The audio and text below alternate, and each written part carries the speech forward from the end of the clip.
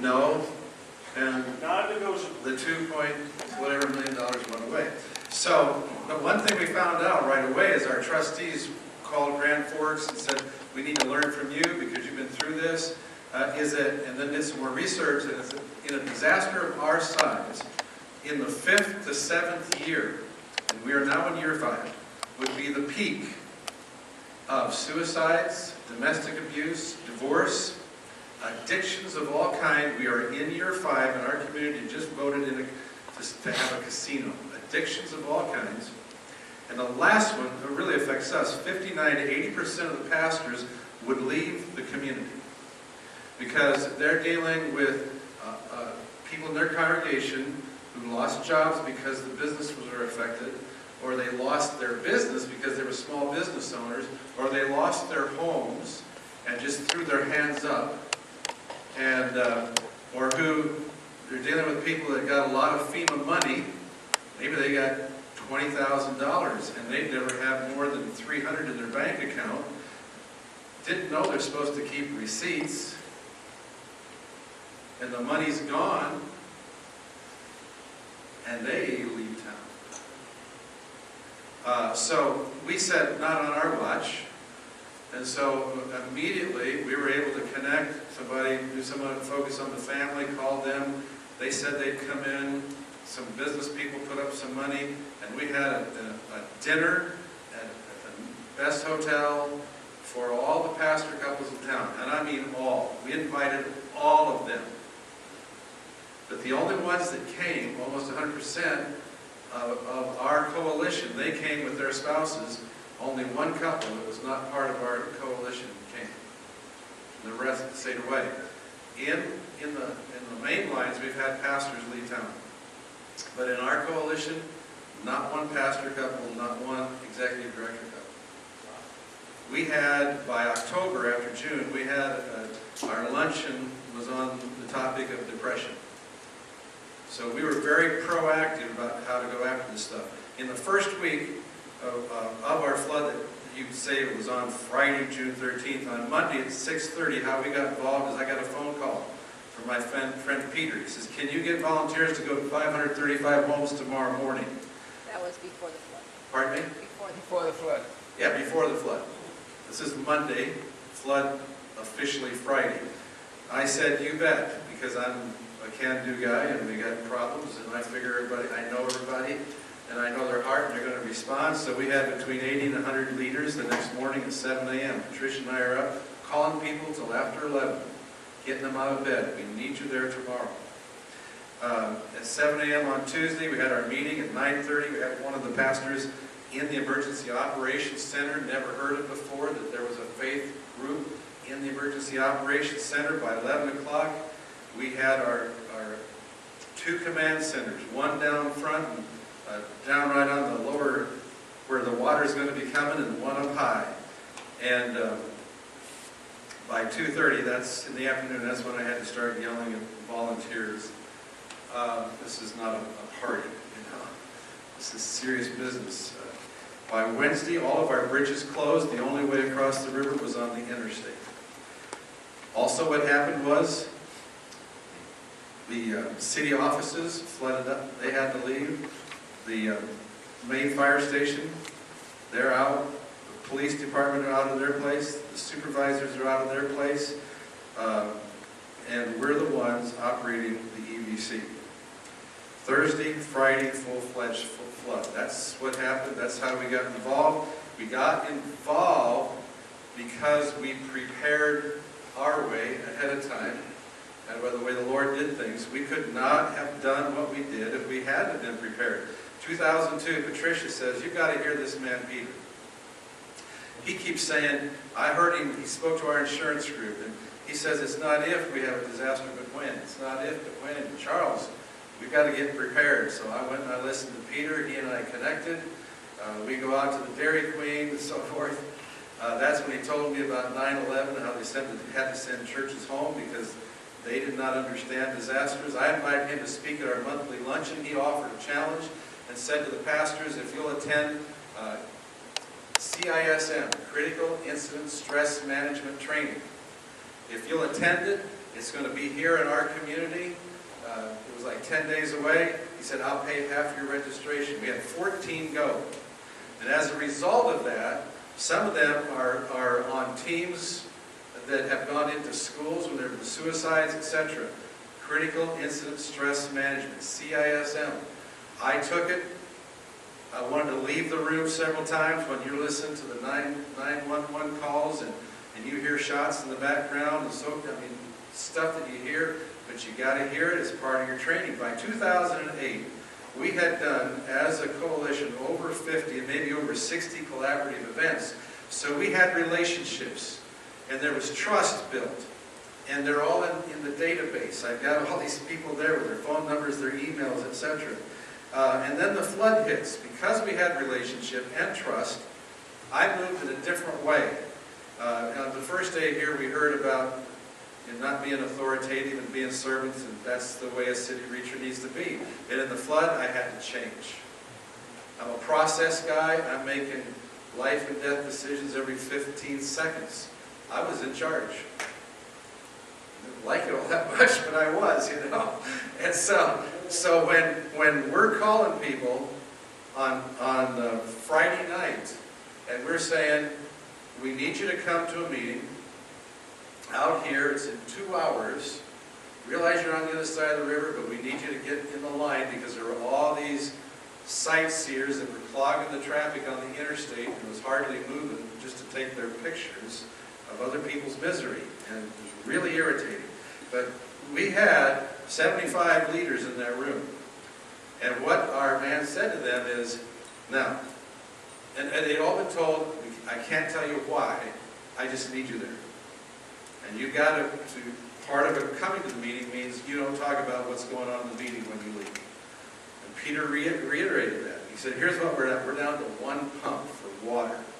Right now we have an order in for porta-johns. It'll be about every 4 blocks in our community. We're a community of 130,000, a county of 200 and I forget how many. And we're bringing in portable stations where people can do laundry and go to laundry and showers. Because if this pump goes, we're done. And we've got the Coast Guard coming over. We've got a new pump on an 18-wheeler with 2 drivers coming straight through. When it comes, they're going to go and install this thing, blah, blah, blah. So we had the training.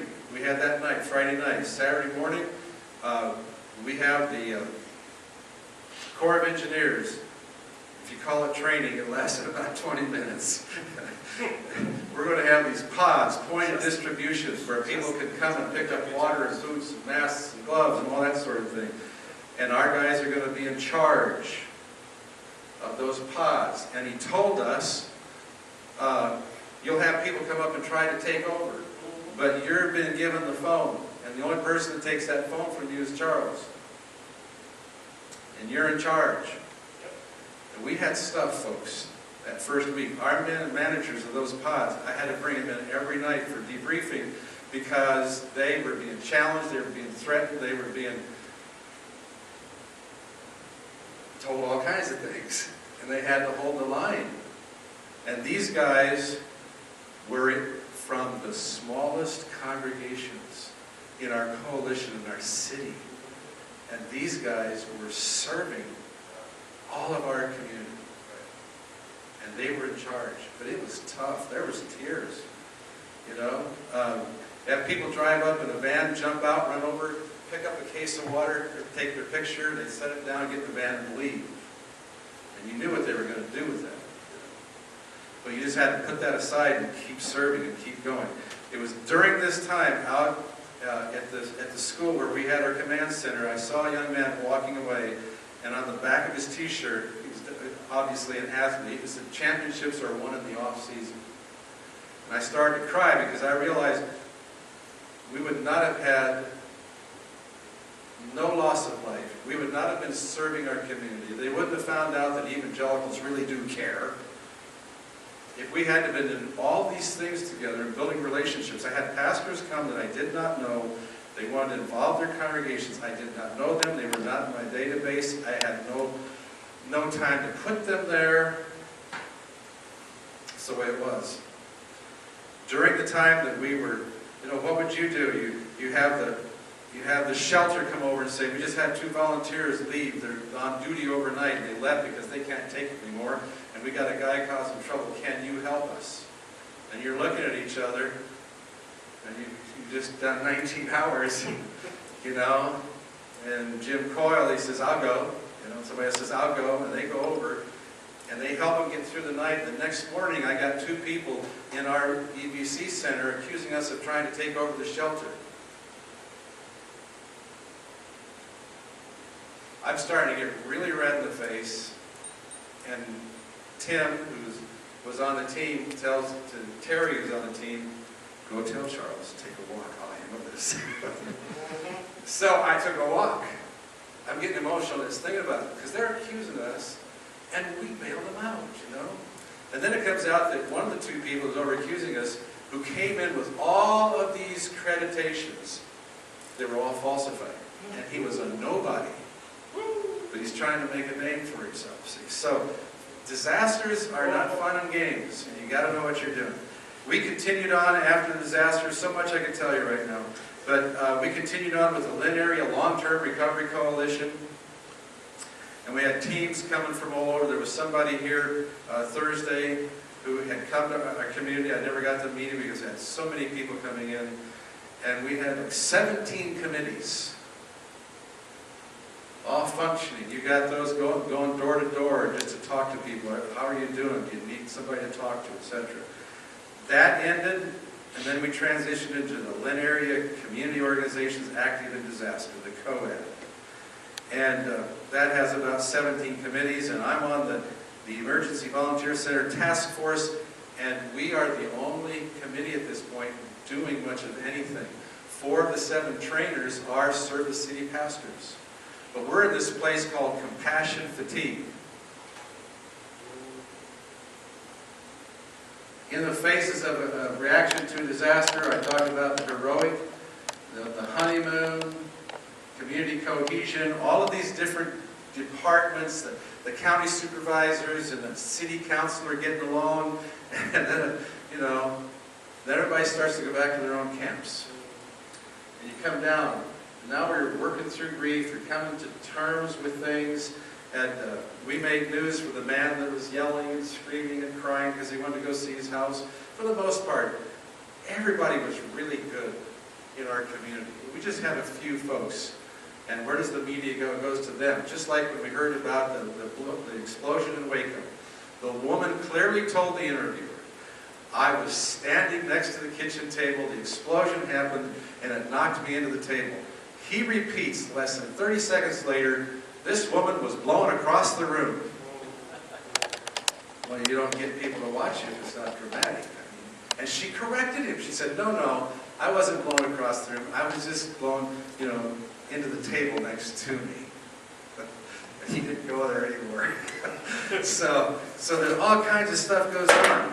But so one of the things that a person could do after this is we have basic trainings, we have advanced trainings, we have activation drills where we have our go tubs over in a warehouse and we simulate a disaster and how fast can we get set up.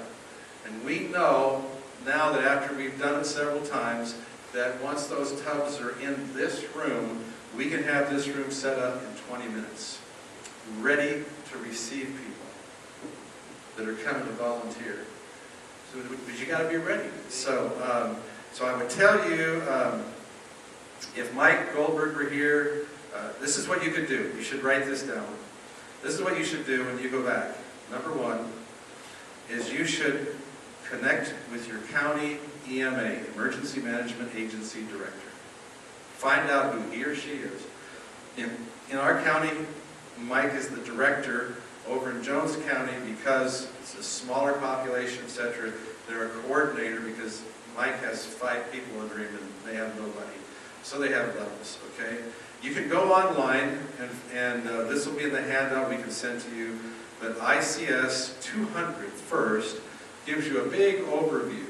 Mike says don't take 100 first because you get lost. If you take 200, it really kind of explains things, and you take it, and then you take a test, and you get certified. And then you got that piece of paper. You can go, and then NIMS 700, NIMS 700, and NIMS 800.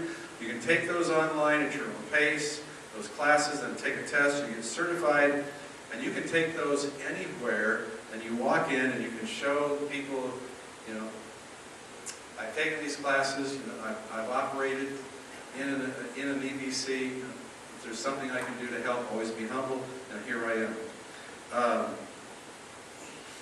Go someplace where they're doing training, like I just invited you could come to our place. Our basic training lasts 2.5 hours, and we walk through the reception table, the interview table, and what to do with somebody who really shouldn't be involved in this disaster response, and the matching table and the orientation and the safety.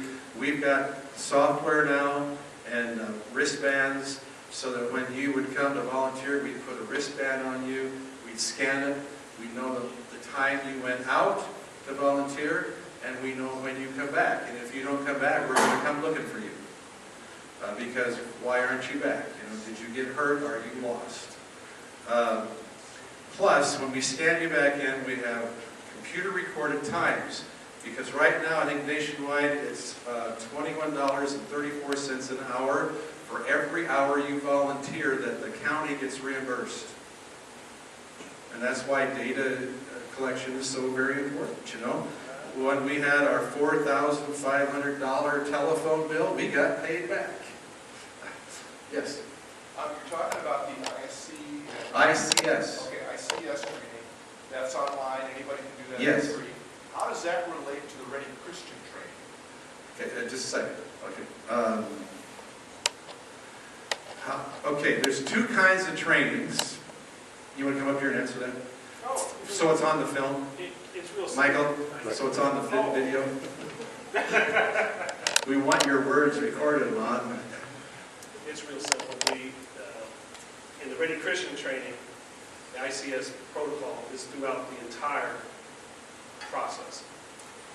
We've added prayer, care, and share to that so that it's, because the secular won't have prayer, care, share. And everything in it is biblical. So that's why it's, for the Christian Emergency Network part of it, the 8-week Bible study, when you go through that gives you that base to stand on. Then that base moves to Ready Church, where we get into leadership principles. But you got to have your warriors ready to understand how to pray, how to care, how to share, and as a lifestyle, not as just something that they do. so we want to do the ICS. Well, here's what I would suggest. Here's what I would suggest. Just based on my experience, stay here and you can offer rebuttal. I would say, go online and find CISM training, Critical Incident Stress Management Training. You can go to that. It's pricey, but it's well worth it. There's a pastor track, but then there's the regular track. And if you take that right away, you can plug in to teams in your community, because guarantee you there are CIS teams with your police, your fire department, your social services, counselors. I mean, there are teams. And when we took it, they were all saying, we're so glad you're here, we need pastors on our team. We need pastors on our team. So that kind of really introduces you to the whole thing. Now you take ICS and NIMS, now you're getting into structure. Then you take Ready Christian, and now you're overlaying the prayer, care, share. See, the thing is, you guys set up your command center, you ran this. It sounds like you don't have what we have. We're part of this linearity thing. So we've got secular entities and United Way and us, and we're all in here together. So Well, we're part of that too. It's just we're part of that. It's just this particular disaster did not need the full run. The church itself was able to contain and take care of the community. It didn't have to have a bunch more confusion. So by Wednesday, when the co-ed heard, the go-ed heard that we had set up all these things and all the check blocks had been filled, they said, oh, good, we don't need to activate. You've got it. Good. And they go get ready for the next situation. One of the things I did learn is that for everybody sitting in here, are you familiar with purpose? Your purpose. Your purpose. Your purpose statement. Everybody has heard about having your purpose? What I just realized is that what many of us in Ready Indy have done recently is we found our purpose when it comes to disaster. And sometimes that doesn't mesh with the purpose that, everything changes during disaster. So for me, I chose a leadership track in my purpose. So I'm not picking up sticks. I'm not moving food. I decided to go into leadership. There's other people who decided to be care. They want to own the care piece. Or there's people who took the prayer and they lead those efforts. And then, like you said, now when and if something else goes down, we have executed in our purpose during something. Now for the next thing, I might be logistics for this. I might go be part of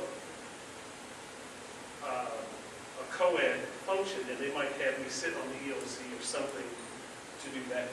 Because your hat, Neil had to wear two hats. He actually worked for the church, and then he had to turn around and say he was Ready Indy, and then he turned around and said, I'm CERT, because in the very beginning, that's how Ben and he were in the very beginning. They were there because they were CERT trained. Then when the CERT function stopped, they moved to Ready Indy. See, does that make changing hats is very important, because that's how you expand and contract. And ready churches that are trained, now they can work together, and then they can go back apart. And you can put more of them together, and they're all so they understand the structure. It's exciting. I want you to stay here. That's why I got one. I'm ready. So, we didn't mention CERT. That's often for neighborhoods, as I understand. Self-deploying, CERT is a civilian emergency response team, and you can, in the way it is, you can self-deploy, but mostly it's when the EOC has said, okay, if we need CERT members to help us with, and it's a need, they'll have a need. They'll say sandbagging or search and rescue or whatever, knocking on every door. We need every door knocked on in this zip code. That's a perfect thing for a CERT team that lives in that area to go do. And they're already, you've got you, and I've got my bag, and everybody wants to see a bag. Got my hat, got my thing, I wore it, I brought it, keep it in the car, because you never know when you might need to get out for a car accident, put your hat on, and everybody knows, oh, there's a CERT member. And, okay, where's the incident? Guess what? I might have to be the incident commander until they get there. There you are. Don't go away. So, yeah, we got to stop. When you said you chose a track, I just want to clarify this. That's through Well, that's CIR, right? That's in NIMS. I mean, I've got a In NIMS, PowerPoint. You've got administration. Administration, leader, team leader. There's all different kind of terms for it, but the leader. Then you have a PIO, and all those different tracks. So, Phil, would you like to take over?